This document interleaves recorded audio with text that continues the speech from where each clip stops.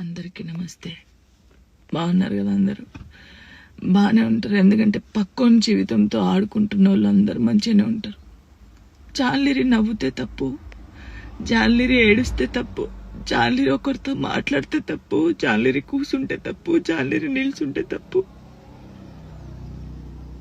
జాన్లిరి నవ్వుతే over action. జాన్లిరి పద్ధతి ఉండదు, నేను నేర్చుకోవాలి. ఫోక్ ఇండస్ట్రీలో పద్ధతిగా చీర కట్టుకొని ఇప్పటి వరకు మెయింటైన్ చేసింది నేనే. ఫస్ట్ నాకు ఆన్ కెమెరా ఆఫ్ కెమెరా ఒకలా ఉండదు. నేను అందరితో నవ్వుతూ మంచిగా ఉంటాను, ఎంత పెద్దోళ్ళైనా ఎంత చిన్నోళ్ళైనా సరే. వేరే టాపిక్స్ లేవు, జాను లిరి టాపిక్. ఎందుకు నా పర్సనల్ లైఫ్ ని తీసుకొచ్చి మీరెందుకు ఇంత హైలైట్? అంటే మీ వ్యూస్ కోసమా? మాట్లాడితే జాన్లిరికి రెండో పెళ్లి, ఒక ఫోటో వేయడం, జాన్లిరికి రెండో పెళ్లి, జాన్లిరికి రెండో పెళ్లి.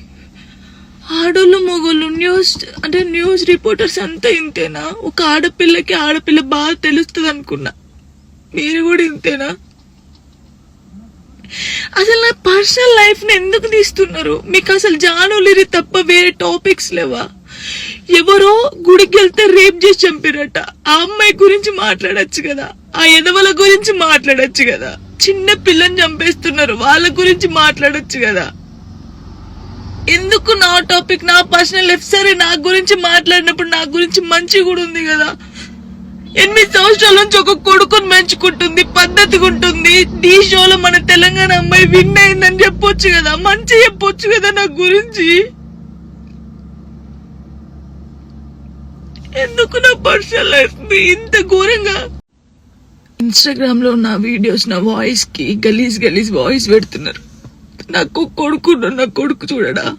నువ్వు ఒక అమ్మ కొడుకే కదా, నీ అమ్మ వీడియో అలా పెట్టి గలీజ్ మాటలు పెడితే నీకు ఎంత బాధ ఉంటుందో అంతకన్నా ఎక్కువ బాధ నాకు ఉంది.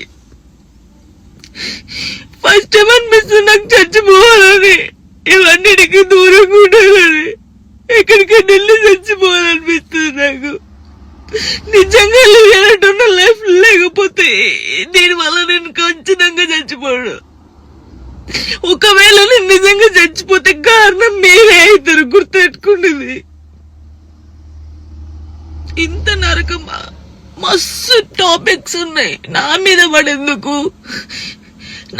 పడేందుకు మీకేమొస్తుంది? నేను చచ్చిపోయినా కూడా నా శవం దగ్గరకు వచ్చి మైకులు పెట్టి ఎందుకు చచ్చిపోయింది తెలుసా, ఎందుకు చచ్చిపోయిందని చెప్తారు మీరు.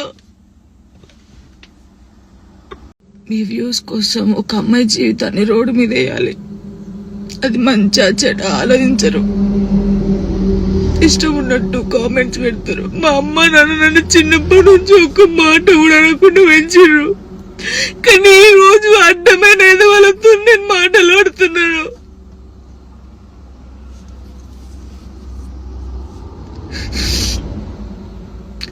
సూసైడ్ చేసుకొని చచ్చిపోతే నేను ఎందుకు వెళ్ళి చచ్చిపోతారు? ధైర్యంగా బతకాలని నేను చాలా మందికి చెప్పినా, కానీ వాళ్ళు చచ్చిపోయింది వాళ్ళ బాధల కోసం కాదు, మీరు చేసే రచ్చకే వాళ్ళు చచ్చిపోయారు తట్టుకోలేక.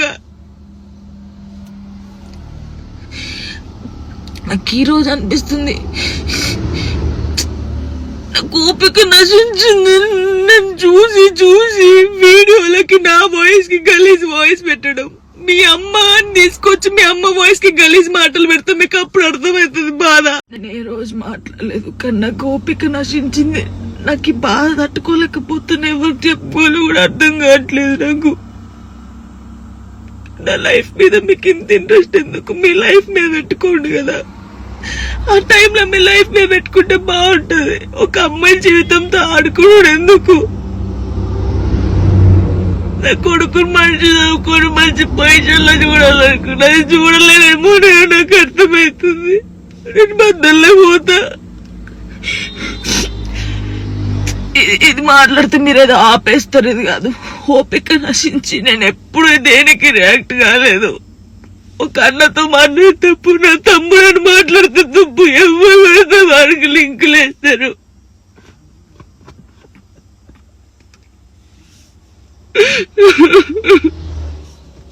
నాతో అయితే లేదు.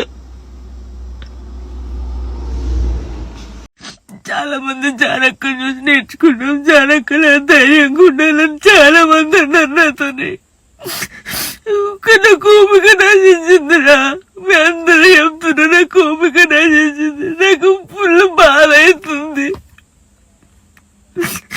ఇంత నరకంలో నిజంగా చాలా మంది అమ్మాయిలు సూసైడ్ చేసుకుని చచ్చిపోతే ఎందుకు చచ్చిపోయారు, వీళ్ళకి ఏం మాయరోగం వచ్చిందని నేను అన్నా గానీ ఆ బాధలు ఉన్నోళ్ళకే తెలుస్తుంది ఆ బాధ.